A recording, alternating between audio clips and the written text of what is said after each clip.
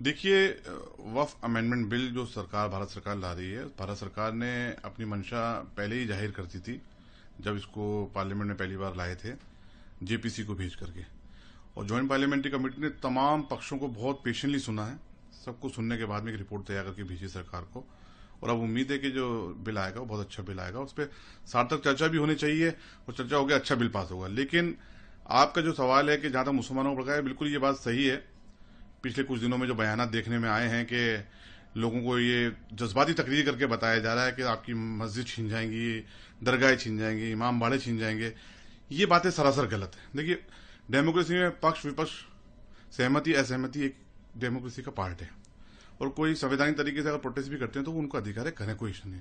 हो सकता है कुछ क्लॉज उनको आपत्ति हो, लेकिन जहां तक मेरा मानना यह है कि मौजूदा वक्फ एक्ट जो है उसमें अमेंडमेंट की सख्त जरूरत है और मुसलमानों को किसी तरीके से भी इससे डरने की जरूरत नहीं है।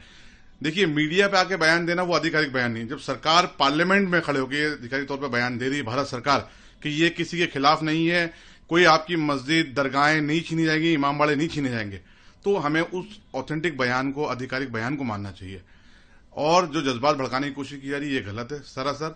जब भी मुसलमानों के रिफॉर्म की बात आती है, फलाह बहबूदी की बात आती है और भारत सरकार कुछ करना चाहती है, तो इस तरीके से कुछ इंटरेस्टेड पीपुल, इंटरेस्टेड लोग या कुछ ग्रुप वो आकर के मुसलमानों को जज्बात भड़काते हैं, जो सरासर गलत है। वक्फ बिल में समय की आवश्यकता है। बिल्कुल, देखिए, वक्फ बिल समय की आवश्यकता इसलिए है कि वक्फ की इतनी प्रॉपर्टीज हैं, उनको जो रेंट पे दिया हुआ है वो आज मार्केट वैल्यू की रेंट देखिए आप क्या है।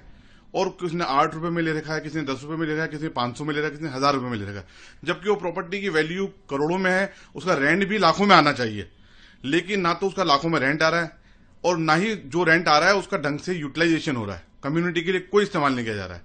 तो रिफॉर्म की जरूरत है, अमेंडमेंट की जरूरत है। और ये अमेंडमेंट आज के लिए नहीं, देखिए सच्चर कमेटी की अगर हम बात करें तो उनकी रिपोर्ट पढ़ ली जाए। उसके अलावा जब के रहमान खान साहब मिनिस्टर थे 2013 के अंदर, 12 और 13 में, जब भी इसकी कवायद की गई थी कि भाई इसके अंदर अमेंडमेंट किया जाए, 13 के बाद वाले बाद में भी, तो अमेंडमेंट की तो बात है, शुरू से सब लोग मानते हैं कि हाँ अमेंडमेंट की जरूरत, करप्शन है। क्या वक्फ बिल में